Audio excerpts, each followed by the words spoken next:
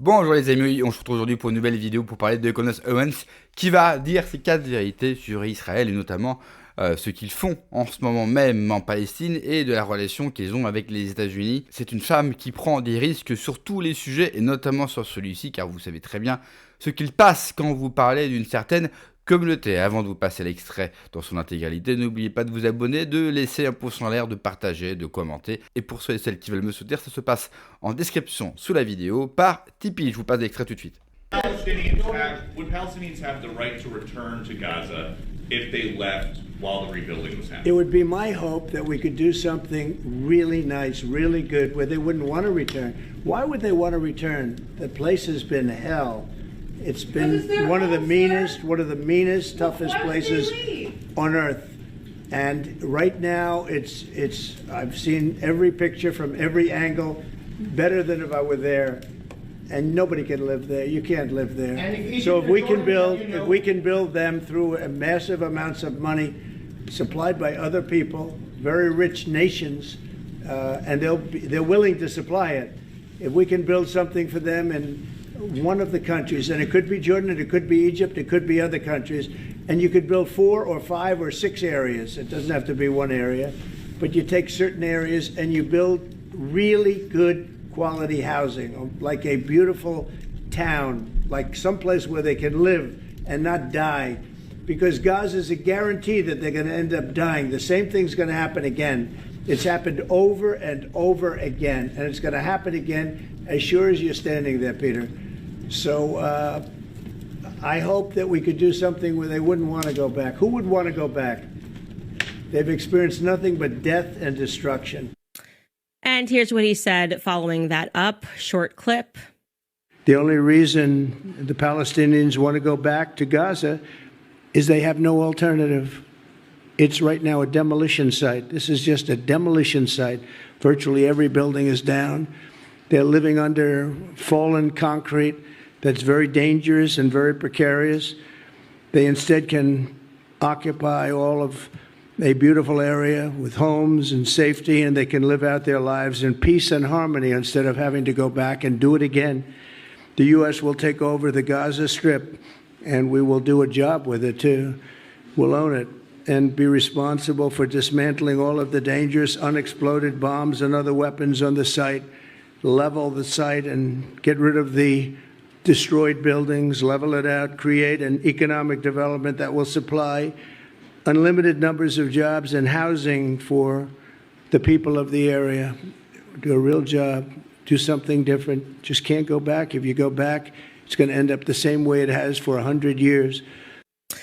So here's why I love that clip. I love these two clips because we have at long last arrived to the period where after a year of gaslighting us and telling us that wasn't happening, like everyone just smearing us in the media, because obviously the media, as we've learned through the Justin Baldoni case to this, is just a place where it's prostitution, right? It's like the highest bidder, right?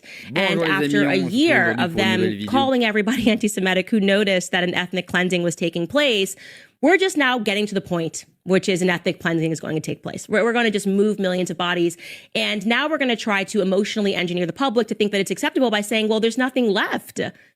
Our bombs bombed it all. Why would they want to go back there? There's nothing left, which we have on tape, Bibi Netanyahu saying that before October 7th, him caught on tape saying we have to make the punishment so severe and so harsh that the Palestinians won't want to go back because there's nothing there. He said this, okay? I showed it on my show and I didn't care about the figurative bullets that were coming my way because those bullets were figurative and they weren't real.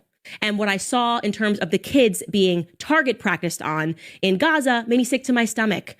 And so one of the other favored lies about me in the media is that I agree with everything Trump says and he does. And I could not disagree more with this. I could not have been more vocal in my lack of support for any person who, whether left or right, who claims to be a good and a compassionate person who is okay with what is happening and what they are saying they're going to do. All statements which are on record before October 7th even happened. And in terms of Trump talking about the real estate of the property, saying they have to go, and Jared Kushner was on tape speaking about how much worth the property could be. I'm not sure there's much left of Gaza at this point. In Gaza's waterfront property, it could be very valuable to If people would focus on kind of building up, it's a little bit of an unfortunate situation there, but I think from Israel's perspective, I would do my best to move the people out and then clean it up. And so for those of us who said, are there people who have already invested in this property and want to see it being built up because they are going to make a ton of money because the plan is to move these people from their homeland somewhere else? And we were called conspiracy theorists, and we were called Jew haters, and we were called anti-Semites. This is truly a moment of vindication, okay? It is a moment of vindication, and I do not agree with it at all. Not at all. And we keep fighting their wars or funding their wars. We haven't stopped doing that. So as they become more ethnocentric, as they keep getting more land, as they keep having strict rules about who is allowed to commute there, our countries are looking very different. Why would they want to stay home? Because they recognize where they are. So if you're going to build it big and you're make it beautiful, Trump, let them stay there while you do it. I'm sure they would be very happy to do that. And for those of you who can't even imagine, just take a second to pause and think about the fact that for 2 years, these people have been walking on foot, children crying. Find it. It's online. Go look at it. Bleeding, kids being shot in the head. Okay, they're saying 20,000. We know it's now more because of the number that they're giving us in terms of saying how many people have to be moved. It's simple math of how many people are dead there, how many women, majority women and children are dead in this area. So you imagine you go back and forth. Finally, it is over. And you are now being told that, well, you are going to be really happy because we're going to put you in a country where nobody speaks your language, no one understands you. And you're just going to, I don't know, be in the UK, be in Ireland. Isn't that a better plan? Won't you be happier there than in the rubble of the place of your ancestors? Isn't that better for you? It's evil. If the theme of what we have been talking about are perfect acts of evil, what has happened to the children and the women of Palestine who had nothing to do with October 7th is a perfect act of evil. And I will not support it. I don't care which friendships have to burn, which invites I won't get, okay? I will not support it because I am a Christian and I am not one that can be maneuvered by money. And I hope that for those of you who are new to my channel, you recognize that was the ultimate takeaway from everything that was written about me last year, is that I will never bend the knee to evil, whether it comes in a lighter form of Hollywood, being a Hollywood reject and not ever having friends like Blake Lively and Ryan Reynolds, or if it comes in the form of what I believe is happening right now. It's just not something that is for me. Excusez-moi pour le décalage sur le son, je ne maîtrise pas tout et les extraits sont pas toujours de bonne qualité. Ce qui est important à retenir, c'est bien sûr la mainmise du sionisme et d'Israël sur les médias. Et reçoit directement une pression et une censure. Candace Owens, quoi qu'on pense d'elle, je sais qu'il y a des gens qui ne l'apprécient pas forcément, mais elle au moins a le courage de dire ce qu'elle pense. Elle dit une chose très importante à la fin de la vidéo, c'est que quand vous êtes chrétien, vous ne pouvez pas être un sbire d'Israël comme ça. Ce n'est pas possible. Il faut juste se souvenir que ces gens-là ont crucifié Jésus et qu'on ne peut pas leur donner gain de cause, surtout au vu de ce qu'ils font en ce moment. Ce n'est pas une réponse armée à une attaque, c'est simplement une destruction en règle de la Palestine. Ils rasent tout et prennent possession de ce territoire qui va finir par leur appartenir sans que personne ne mouffe, aucune parole de la communauté internationale, rien du tout. Ils peuvent faire ce qu'ils veulent, ils peuvent raser, ils peuvent tuer n'importe qui, des enfants, des familles, des journalistes. Ça ne dérange personne.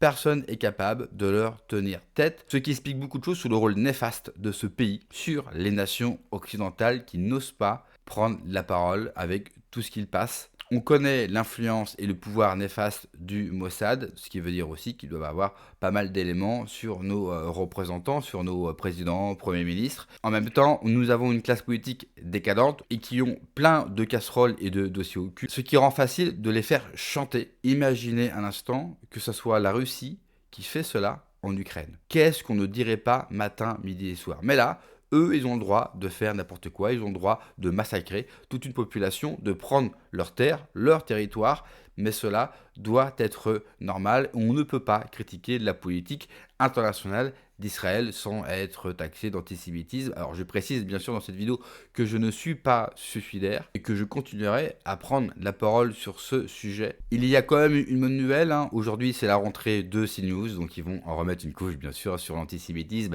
parce que CNews a passé juillet, août à nous parler que de ça. Et ne soyez pas surpris si nous avons un attentat en France, bien sûr un attentat attentats sous faux drapeau, toujours commis et financés par les mêmes, mais nous n'avons pas le droit de le dire, car le dire c'est complotisme et c'est antisémite. Merci d'avoir regardé cette vidéo, n'oubliez pas le pouce en l'air, de vous abonner, de partager, de commenter cette vidéo. Prenez soin de vous, que Dieu vous protège, ciao.